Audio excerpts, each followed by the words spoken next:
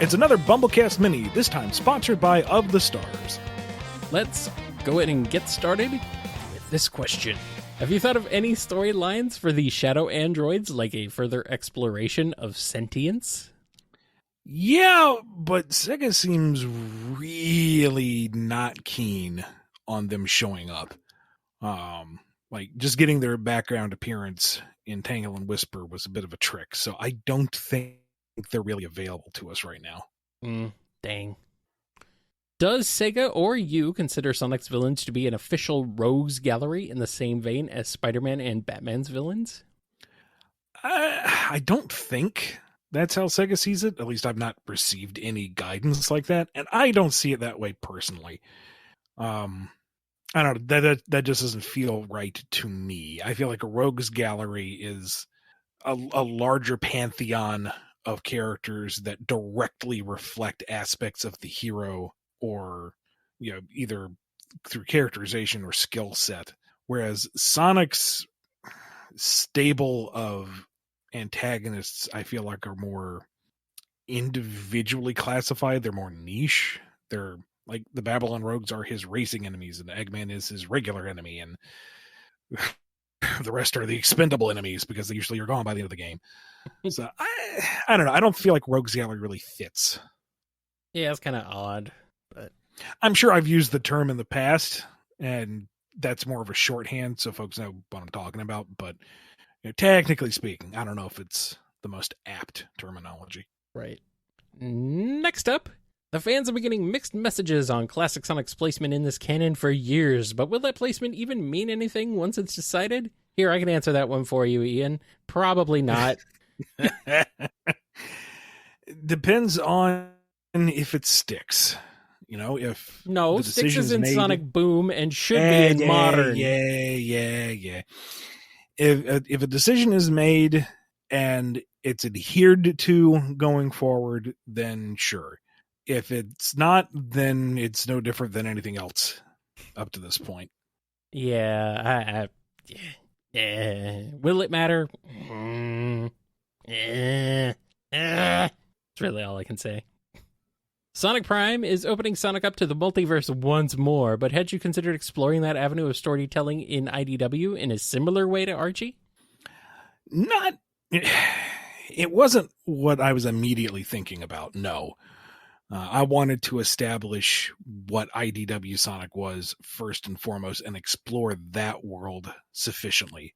And if we were going to dabble in the multiverse, the first stop needs to be the Soul Dimension, because that is a deep mine that has yet to be fully excavated. So I don't really want to go the route that Archie did, because that's been done before, and there are concerns about who would lay claims to that. And I feel like we could do potentially more interesting things. So, But again, my focus is kind of like the here and now. And then once you've kind of gotten comfortable, then I feel like it's worth branching out in other directions. Yeah, there's enough. I feel like there are enough official versions of Sonic that going for some kind of unofficial multiversal variant just isn't something you really need to do, just, I don't know, go with the movies, you can go with Boom, you can go with classic, modern, I mean, just open it all up. Why not? Have some fun with it. Is there a modern day character Bible for Sonic? I can't talk about that right now. Intriguing. Would you say Sega's been getting looser over the past half decade with Sonic, or more restrictive? Little column A, little column B? Yeah, I guess in general. It depends, I suppose. Like, I feel like I can think of a good example to counter both sides of it. I feel like in general, looser, a little more relaxed, a little more open to stuff, because there's a different working relationship. Mm-hmm. But other things are definitely under tighter scrutiny. So It's not a clean yes or no, one or the other. Yeah, it doesn't seem that way from the outside. It seems like they're surprisingly open in some ways and a bit more knuckled down in others. So I don't know. I don't expect anything direct in terms of an answer, but are more franchise-wide loose ends being considered for stories in the games or comics? I don't want to really commit to an answer without knowing exactly what you mean, but I think the general mindset is to move forward, not look back. Yeah, but then Scrapnik Island is happening, so that seems to be bringing back. But that's bringing back some some of the considerations with that are part of the moving forward, but I can't really get into it. Okay. It makes sense on my end. All right. Well, I mean, again, that should be fascinating, so I'm looking forward to it. Is Metal Sonic truly stuck as Eggman's silent lackey forever, or will he one day have the chance to rise again? Presently, he's locked into the current role, but, maybe things could change. I don't know. Kind of surprised he hasn't gotten his own game, at some point. Seems kind of like it would make sense, sort of, in a way. Like, we got episode Metal for Sonic 4, but, let's get a good game going. He's getting more attention nowadays. I mean, we were starving for content before Heroes, and now he's kind of a regular staple. So that's encouraging. Yeah. It's just a slow build with him, I guess. I don't know.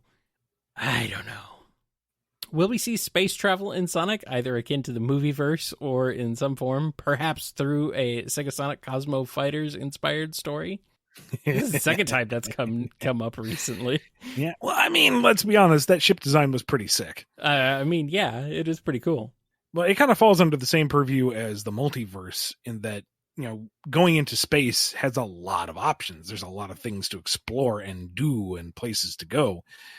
And my focus has been, establishing what's there and exploring that first.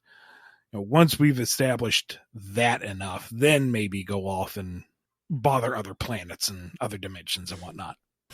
Time to bring back the Metarex. Or something. I don't know. Go with that. Brings a whole new meaning to Sega Sonic Cosmo Fighter. I see what you did there. How many original characters are you allowed to introduce into a comic within a given period, like, say, a year? There's no quota or threshold. It's just what we need for the story and what Sega is inclined to do at that time. And this kind of goes back to the looser, tighter thing. It's tighter in that Sega is paying much more attention. They're much more involved with OC creation than in the Archie days. Mm-hmm. But at the same time, they're allowing us to create a lot of stuff that is, kind of semi-official now. So, and that just, it wouldn't be like that in the old Archie days. So stuff that's kind of otherwise been not explored previously or not officially given to you, like Blaze's Kingdom design. That's always the one I'm thinking of. It really is more down to the project at the time. We're not trying to throw in as many as we can. It's what does the story necessitate? Yeah. I know some people argue that you have brought in too many, and others say that there's not enough, but I don't know, man. There are more already than I was anticipating, but I think we're going to be backing off on that a little bit. We have lots of roles filled. We have a very robust cast. We'll see what we do with them.